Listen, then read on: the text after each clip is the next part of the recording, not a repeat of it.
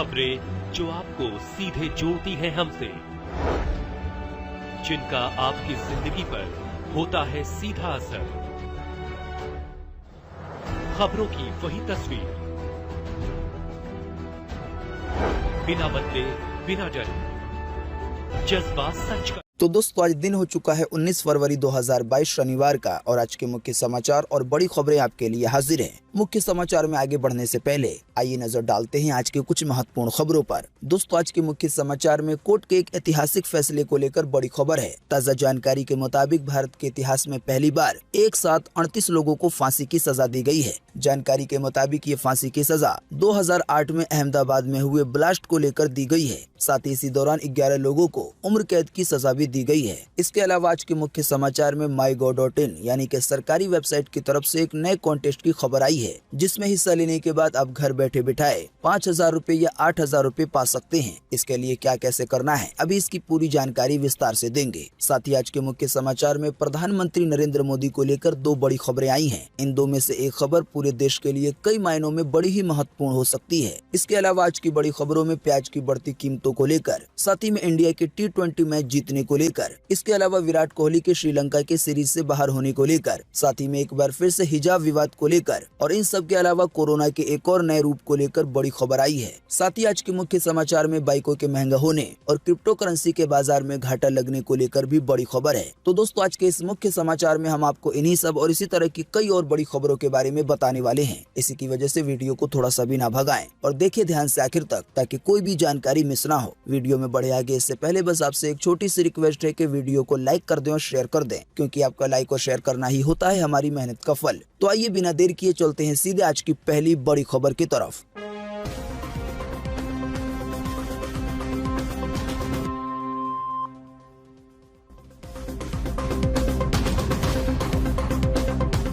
भारत के इतिहास में दी गई सबसे बड़ी सजा, अहमदाबाद ब्लास्ट के 49 दोषियों में से 38 को दी गई फांसी और 11 आखिरी सांस तक रहेंगे सलाखों के पीछे, यानी कि उम्र कैद की सजा के तहत। जी हाँ, बीते दिन शुक्रवार को सुबह 11:30 बजे वो वक्त था जब अदालत ने 13 साल तक आतंक से मिले जख्मों का दर्द सहने वाले अहमदाबाद को इंसाफ दिया। जानकारी के मुताबिक अहमदाबाद में 2008 में हुए सीरियल ब्लास्ट में 56 लोगों की जान चली गई थी। तो इसी मामले में एक विशेष अदालत ने धमाकों के 49 गुनाहगारों को सजा दी है। 49 में से 38 के लिए सजाए मौत मुकर्रर की गई है, वहीं 11 ताउम्र कैद में रहेंगे। जानकारी के मुताबिक ये फैसला देश का एक ऐतिहासिक फैसला है, क्योंकि देश के इतिहास में पहली बार एक साथ 38 लोगों को फांसी की सजा सुनाई गई है। इससे पहले केवल राजीव गांधी हत्याकांड में 26 लोगों को एक साथ फांसी की सजा सुनाई गई थी। वैसे ये अहमदाबाद वाला मामला आप नहीं जानते हैं तो आपको बता दें कि सन 2008 में एक साथ अहमदाबाद में एक ही दिन में कई सारे बम ब्लास्ट हुए थे और इसी सीरियल ब्लास्ट में 56 लोगों की जान चली गई थी और कई सारे लोग घायल हुए थे। तो सन 2008 से लेकर यानी कि लगभग 12-13 साल से ये केस चल रहा था और अब जाके दोषियों को सजा दी गई है। हालांकि दोषियों को लेकर एक और खबर आई है कि अब ये हाई कोर्ट या सुप्रीम कोर्ट जा सकते हैं, क्योंकि फिलहाल मौत का ये फैसला हाई कोर्ट या सुप्रीम कोर्ट ने नहीं बल्कि एक स्पेशल कोर्ट ने सुनाया है।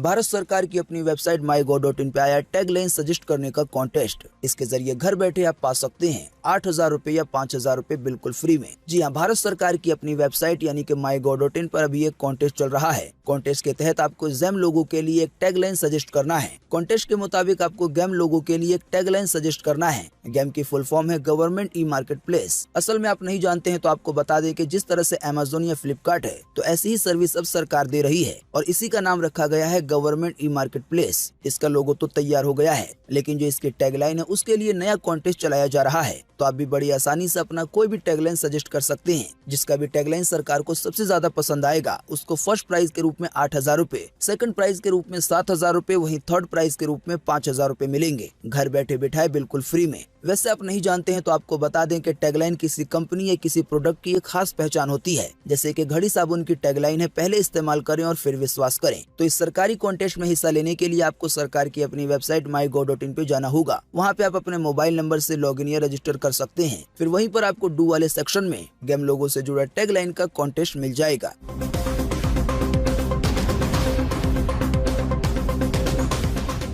लग्जरी कारों वाले कार्गो शिप यानी कि पानी वाले जहाज में लग गई है आग। अटलांटिक में फंसा है 3 फुटबॉल ग्राउंड जितना बड़ा जहाज। जानकारी के मुताबिक इस पानी वाले जहाज में 3900 से ज्यादा लग्जरी कारें सवार हैं, जैसे कि ऑडी, लैम्बोर्गिनी वगैरह। जी हाँ, अटलांटिक महासागर में ओजोरेस आइलैंड के पास बीते बुधवार दोपहर को पनामा फ्लैग कार्गो शिप में आग लग गई। जर्मनी से अमेरिका जा रहे इस पानी वाले जहाज में हजारों लग्जरी गाड़ियां मौजूद हैं। वहीं इस जहाज को ऑपरेट करने के लिए और देखरेख करने के लिए इसमें 22 क्रू मेंबर थे, जिनको नौसेना की मदद से फिलहाल बचा लिया गया है। सभी सुरक्षित हैं। नौसेना का कहना है कि जहाज की निगरानी की जा रही है। आग अभी भी लगी हुई है। शिप को पास के बंदरगाह पे ले जाने की योजना बन रही है। पुर्तगाल के ओजोरेस आइलैंड का एक बंदरगाह काफी नजदीक है, लेकिन वहाँ पे जाना संभव नहीं है। असल में ये पानी वाला जहाज बहुत ज्यादा बड़ा है। समझाने के लिए ये कहा गया है कि इसका साइज इतना है जितना साइज होता है 3 फुटबॉल ग्राउंड का।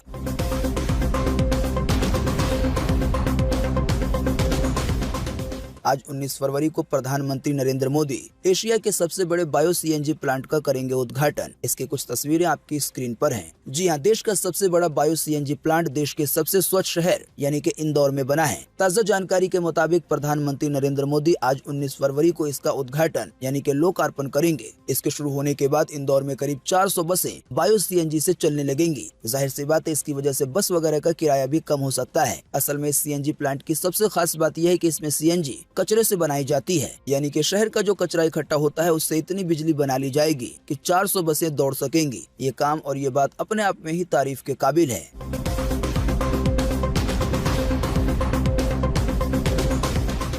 प्लास्टिक पैकेजिंग पे सरकार भी हुई सख्त। नियम नहीं माना तो अब लगेगा जुर्माना। वन एवं पर्यावरण मंत्रालय ने रोकथाम के लिए तैयार किए हैं नए निर्देश। जी हां, प्लास्टिक के कचरे को कम करने की दिशा में सरकार ने एक और बड़ा कदम बढ़ाया है। इसके तहत प्लास्टिक पैकेजिंग के रिसाइकिलिंग और रीयूज को अनिवार्य किया गया है। हालांकि ये काम चरणबद्ध तरीके से यानी कि धीरे धीरे एक स्टेप में किया जाएगा। इसके साथ ही इसके लिए निर्माताओं और ब्रांड स्वामियों को भी जवाबदेह बनाया गया है, यानी कि किसी भी तरह की कंपनियां जो अपना सामान प्लास्टिक या पॉलिथीन वगैरह में पैक करती हैं। आसान सी भाषा में कहें तो सरकार ने ये निर्देश जारी किया है कि जो भी कंपनियां प्लास्टिक का इस्तेमाल करती हैं अपने सामान को पैक करने के लिए, तो अब उनको अपने प्लास्टिक को रिसाइकिल करना होगा, यानी कि बार बार एक ही प्लास्टिक को इस्तेमाल करना होगा। ऐसा करने का सबसे बड़ा फायदा ये होगा कि प्लास्टिक का कचरा काफी कम होगा, क्योंकि अभी बार बार नई प्लास्टिक के यूज करने से जो पहले वाली प्लास्टिक है वो कचरे के रूप में सामने आती है और वो बढ़ता ही जा रहा है। इसी की वजह से ये नए निर्देश जारी किए गए हैं कंपनियों के लिए। ना मानने पर कार्रवाई भी हो सकती है।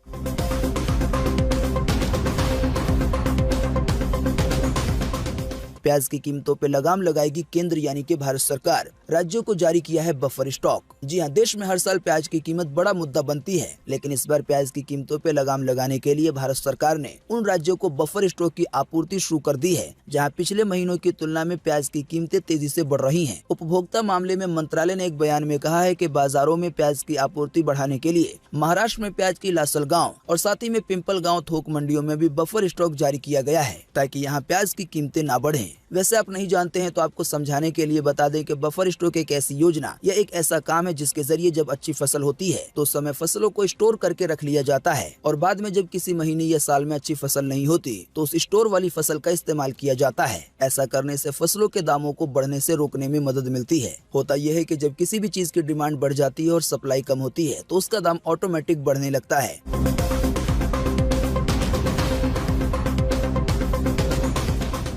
टीम इंडिया ने किया सीरीज पे कब्जा। वेस्टइंडीज के खिलाफ लगातार चौथी टी20 सीरीज जीती। बीते रोज दूसरे मैच में 8 रन से हराया। जी हां, दूसरे टी20 मैच में टीम इंडिया ने वेस्टइंडीज को 8 रन से हरा दिया है। भारतीय टीम की तरफ से वेस्टइंडीज के सामने 187 रन का टारगेट दिया गया था, लेकिन वेस्टइंडीज की टीम 20 ओवर में 3 विकेट खोकर 178 रन ही बना सकी और ये मुकाबला हार गई। इस जीत के साथ ही टीम इंडिया ने टी20 सीरीज पर भी कब्जा जमा लिया है। साथ ही आपको बता दें, वेस्टइंडीज के खिलाफ भारत ने लगातार चौथी टी20 सीरीज जीती है। क्रिकेट जगत से आई है एक और बड़ी खबर, देखें अगली खबर में।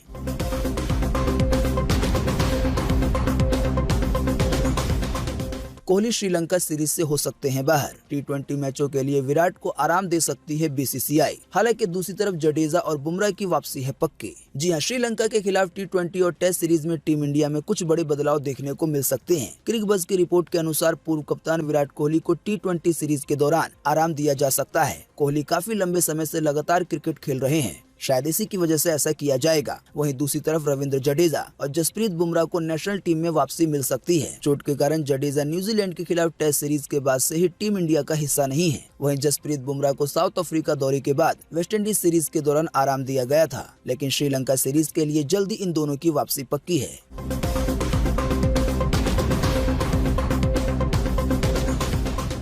हिजाब विवाद में कर्नाटक सरकार ने हाईकोर्ट में दलील देते हुए कहा कि हिजाब इस्लाम में अनिवार्य नहीं है। बीते रोज भी हिजाब पहनकर आए बच्चों को स्कूल या कॉलेज में बैठने नहीं दिया गया। जी हां, कर्नाटक हिजाब विवाद का हल बीते शुक्रवार को भी नहीं हो सका। बीते रोज की सुनवाई में कर्नाटक की सरकार ने यह दलील दी अपनी तरफ से कि इस्लाम में हिजाब अनिवार्य नहीं है। इस मामले में अभी भी सुनवाई जारी है और अगली सुनवाई आने वाले 21 फरवरी 2022 को होगी। वहीं दूसरी तरफ से ये जानकारी आई है कि बीते शुक्रवार को भी कर्नाटक के स्कूल या कॉलेज में हिजाब पहन के जाने वाली छात्राओं को एंट्री नहीं दी गई। ताजा जानकारी के मुताबिक हिजाब को लेकर टीचरों के मामले में भी एक नई खबर आई है। इसकी ज्यादा जानकारी देखें अगली खबर में।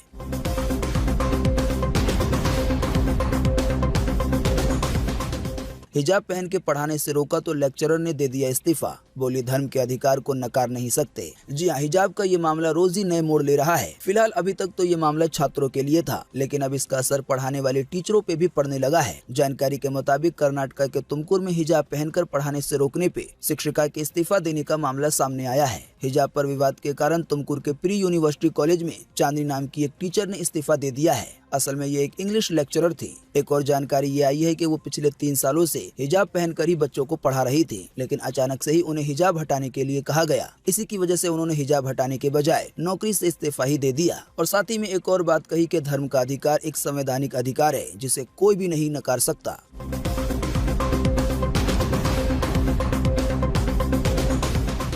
पीएम मोदी ने अबू धाबी के क्राउन प्रिंस का किया आभार व्यक्त। पीएम मोदी बोले, कोरोना के संकट में आपने भारतीय नागरिकों का रखा ख्याल। जी हां, प्रधानमंत्री नरेंद्र मोदी और अबू धाबी के क्राउन प्रिंस शेख मोहम्मद बिन जायद अल नहयान ने बीते शुक्रवार को एक वर्चुअल सम्मेलन में हिस्सा लिया। इस दौरान दोनों देशों ने एक दूसरे के साथ रिश्तों को और मजबूत बनाने के लिए चर्चा की। पीएम मोदी ने आभार व्यक्त यानी कि धन्यवाद कहते हुए कहा कि कोरोना संकट के दौरान यूएई ने वहां रह रहे भारतीय नागरिकों का ख्याल रखा। इसके अलावा आतंक को लेकर भी दोनों नेताओं ने बात की और इसका सामना करने के लिए साथ खड़े होने को कहा। प्रधानमंत्री ने सम्मेलन में कहा कि हाल ही में यूएई में हुए हमले की मैं निंदा करता हूं। साथ ही पीएम मोदी ने कहा कि भारत और यूएई में हमेशा आतंकवाद के खिलाफ एक दूसरे के साथ कंधे से कंधा मिला के खड़े रहेंगे। दोस्तों, अगली खबर के बारे में बताने से पहले आपके लिए एक बड़ा सर्वे और एक बड़ा सवाल। अगर आप इसमें हिस्सा लेंगे और इसका जवाब देंगे तो इससे काफी कुछ पता चलेगा। दोस्तों, आपको इसी वीडियो के नीचे कमेंट बॉक्स में कमेंट करके बताना है कि सबसे अच्छा हमारा पड़ोसी देश कौन सा है, उस देश का क्या नाम है। फटाफट से आप अपना जवाब इसी वीडियो के नीचे कमेंट बॉक्स में लिख डालिए और बताइए कि सबसे अच्छा भारत का पड़ोसी देश कौन सा है। आपके दिए हुए जवाब से काफी कुछ पता चलता है।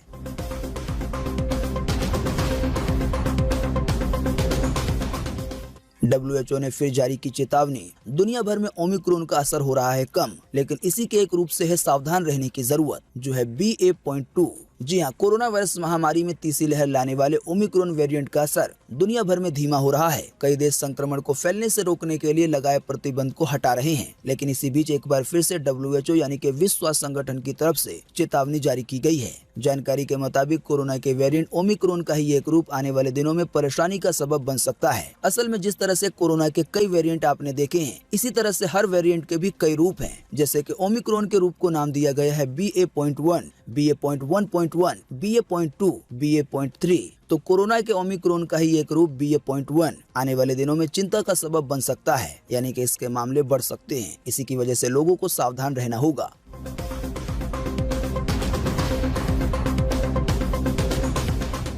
देश में एक बार फिर से मिले 25,000 से ज्यादा नए मामले कोरोना वायरस के। इसी दौरान 490 से ज्यादा लोगों ने गंवाई अपनी जान। जी हां, बीते रोज लगभग 24 घंटे में एक बार फिर से 25,000 से ज्यादा नए मरीज मिले हैं कोरोना वायरस के। इन नए मरीजों के मिलने के बाद अब भारत में कोरोना वायरस के टोटल मरीजों की संख्या 4,27,80,235 हो गई है। साथ ही आपको बता दें कि इन टोटल मरीजों में से अभी तक 5,10,905 लोगों की जान जा चुकी है। जब से देश में कोरोना की शुरुआत हुई है तब से लेकर अब तक। साथ ही आपको बताते चले कि बीते रोज भी लगभग 24 घंटे में 490 से ज्यादा लोगों ने अपनी जान गंवा दी है। हाँ, लेकिन अच्छी बात ये रही कि बीते रोज लगभग 24 घंटे में 66,000 से ज्यादा लोग ठीक भी हुए हैं। ठीक होने वाले टोटल लोगों की संख्या अब 4,19,77,238 हो गई है, यानी कि इतने सारे लोग टोटल मरीजों में से ठीक हो चुके हैं। बाकी इसके अलावा जो लोग बचे हैं, जिन लोगों का अभी भी इलाज चल रहा है, उनकी संख्या अब हमारे भारत में 2,92,092 हो गई है।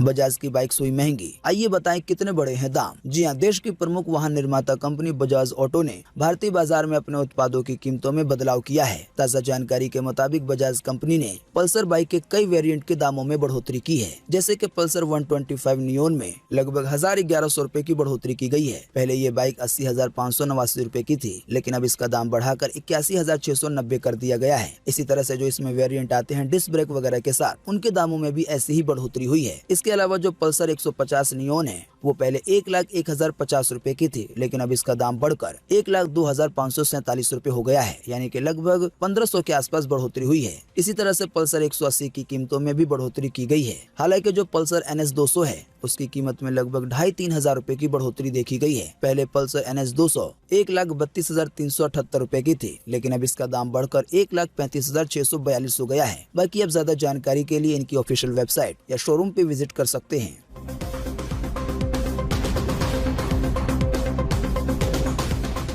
अब नेपाल में हुई भारत के UPI की एंट्री। अब पड़ोसी देश के लोग भी स्वदेशी डिजिटल लेन देन का करेंगे उपयोग। जी हां, नेपाल में भारत के UPI की एंट्री हो गई है। नेपाल के लोग भी जल्दी UPI की तकनीक के जरिए पैसे का भुगतान कर सकेंगे, यानी कि जिस तरह से हम भारत में पेटीएम या फोन पे के जरिए पेमेंट करते हैं, वैसे ही अब नेपाल के लोग भी कर सकेंगे। जानकारी के मुताबिक NPCI की इंटरनेशनल शाखा इंटरनेशनल पेमेंट लिमिटेड यानी कि NIPL ने नेपाल में सेवाएं देने के लिए गेटवे पेमेंट सर्विस और मनम इन्फोटेक के साथ हाथ मिलाया है। आपको बता दें, गेटवे पेमेंट सर्विस यानी कि GPS नेपाल में ऑथराइज्ड पेमेंट सिस्टम ऑपरेटर है। खास बात यह है कि भारत के बाद नेपाल पहला देश होगा जो डिजिटलीकरण को बढ़ावा देने और नगद लेन देन को कम करने के लिए UPI को अपना रहा है। असल में UPI हमारे देश की तकनीक है।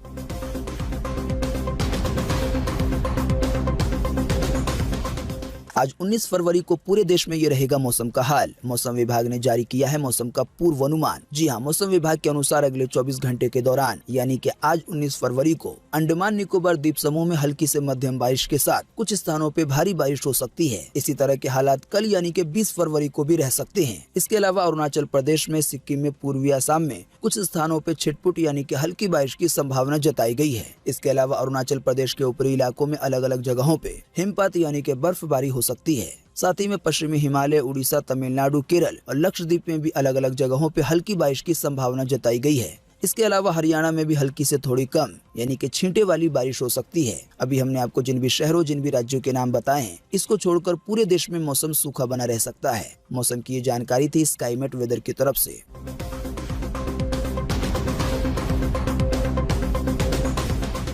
UPPBPB की ओर से असिस्टेंट ऑपरेटर के 1374 पदों पर निकली है भर्ती। योग्य उम्मीदवार 28 फरवरी तक कर सकते हैं आवेदन। जी हां, Uttar Pradesh police recruitment and promotion board यानी कि UPPBPB की ओर से असिस्टेंट ऑपरेटर के पद पर आवेदन जारी हैं। ऐसे में जिन उम्मीदवार ने अब तक आवेदन नहीं किया है, वो ऑफिशियल वेबसाइट पे जाकर अप्लाई कर सकते हैं। आवेदन करने की अंतिम तारीख 28 फरवरी 2022 है। इसकी ज्यादा जानकारी के लिए या ऑनलाइन अप्लाई करने के लिए आप ऑफिशियल वेबसाइट UPPBP.go.in पे जा सकते हैं।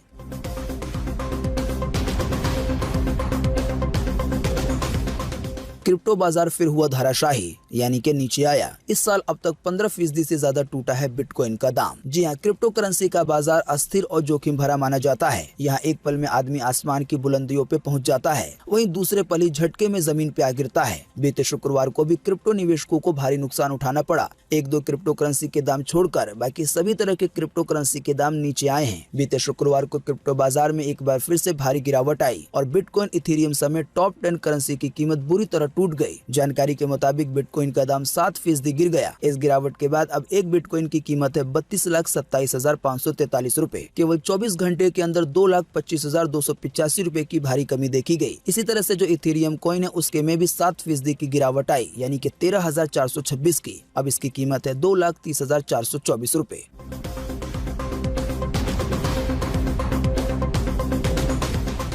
अलीगढ़ मुस्लिम यूनिवर्सिटी में 7 मार्च से होगी ऑफलाइन पढ़ाई। हालांकि हॉस्टल के लिए कोरोना सर्टिफिकेट लाना होगा जरूरी। जी हाँ, अलीगढ़ मुस्लिम यूनिवर्सिटी के कुलपति ने विभिन्न विभागों, केंद्रों और स्कूलों को 7 मार्च से ऑफलाइन पढ़ाई के लिए फिर से खोलने की मंजूरी दे दी है। आसान सी भाषा में कहें तो जो अलीगढ़ मुस्लिम यूनिवर्सिटी है वो 7 मार्च से ऑफलाइन पढ़ाई के लिए खुल जाएगी। हालांकि जो छात्र हॉस्टल में रहते हैं तो उन्हें टीकाकरण का सर्टिफिकेट लाना होगा, तभी हॉस्टल में रहने दिया जाएगा। बाकी ज्यादा जानकारी आपको मिल सकती है अलीगढ़ मुस्लिम यूनिवर्सिटी की ऑफिशियल वेबसाइट पर।